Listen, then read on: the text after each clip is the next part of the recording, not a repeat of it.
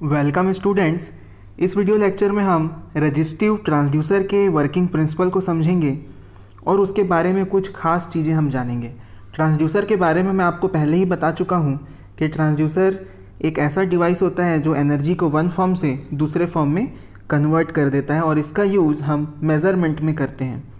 Measurement of non electrical quantities like force, displacement, pressure, temperature etcetera.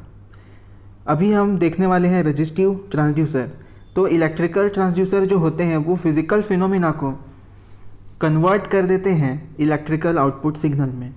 तो यहाँ पे जो हमारा रजिस्टिव ट्रांसड्यूसर है ये भी एक तरह का इलेक्ट्रिकल ट्रांसड्यूसर है। इस ट्रांसड्यूसर को दूसरे ट्रांसड्यूसर के अगेंस्ट में प्रेफर किया जाता है। क्यों? इसका रीज़न है कि रेजिस्टेंस को AC और DC वोल्टेज और करंट दोनों में ही यूज़ किया जा सकता है, इसलिए रजिस्टिव ट्रांसड्यूसर को ज़्यादा प्रेफर किया जाता है। जैसे कि रेजिस्टेंस का फॉर्मूला होता है किसी मेटल कंडक्टर के लिए, वो होता है R is equal to rho L/A, जहाँ पर R उसका रेजिस्टेंस है ओम में, रो उसका रेजिस्टिविटी है कंडक्टर मटेरियल का ओम मीटर में, L लेंथ ऑफ कंडक्टर है इन मीटर और A है cross sectional area of conductor in metre square.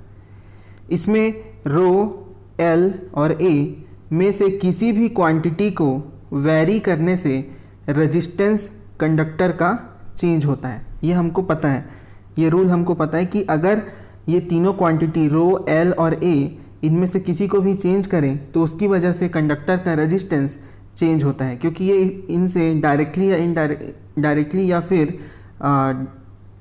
Inversely proportional होता है, जिसके कारण रेजिस्टेंस में चेंज आता है। तो यही जो पॉइंट्स है, ये जो तीनों जो हमारे रो, L और A तीनों जो चीज़ें हैं, ये चीज़ें इलेक्ट्रिकल रेजिस्टेंस ट्रांसड्यूसर के डिज़ाइन के लिए बहुत इम्पॉर्टेंट हो जाती हैं और बेसिक क्वांटिटीज़ होती हैं। किसी भी फिज़िकल फिनोमिना के घटित होने से जोड़कर रेजिस्टेंस में चेंज प्राप्त किया जा सकता है। मान लीजिए हमारा फिज़िकल फिनोमिना है फोर्स का, और उस फोर्स के लगने से हमारा जो रेजिस्टेंस है, जो हमारा कंडक्टर है, उसका जो लेंथ है वो कम हो जाता है। अब लेंथ कम होने से क्या होगा? रेजिस्टेंस की वैल्यू भी कम हो जाएगी। तो यहाँ पे हमको ये समझ में आता है कि किसी फिज़िकल फिनोमिना को रो, L और A से तीनों में से किसी भी एक से जोड़ करके रेजिस्टेंस में चेंज प्राप्त किया जा सकता है, और रजिस्टिव ट्रांसड्यूसर का जो आउटपुट होता है वो चेंज इन रेजिस्टेंस होता है, जो कि एक इलेक्ट्रिकल क्वांटिटी है जिससे हम रिजल्ट्स प्राप्त कर सकते हैं। इस तरीके से रजिस्टिव ट्रांसड्यूसर का वर्क होता है। अगर आपको समझ में आए तो लाइक करिए, और अगर अभी तक सब्सक्राइब नहीं किया है तो सब्सक्राइब भी कर लीजिए। चलिए देखते हैं आगे। मैंने कुछ ट्रांसड्यूसर के नाम भी यहाँ पे लिए हुए हैं। पहला है पोटेंशियोमीटर टाइप ऑफ ट्रांसड्यूसर, दूसरा है स्ट्रेन गेज। तो इन सब को यूज़ करके भी हम कुछ मेज़रमेंट कर सकते हैं जो कि नॉन इलेक्ट्रिकल क्वांटिटीज़ है। पोटेंशियोमीटर का use for measurement of translational and rotary displacement potentiometer can be use. मतलब ट्रांसलेशनल और रोटरी डिस्प्लेसमेंट के मेज़रमेंट के लिए पोटेंशियोमीटर का यूज़ किया जा सकता है। इसका जो वर्किंग प्रिंसिपल होता है वो होता है change in value of resistance with change in the length of conductor.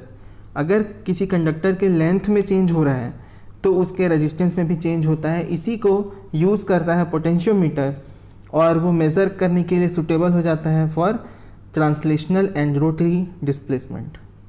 Second आता है हमारा स्ट्रेन गेज।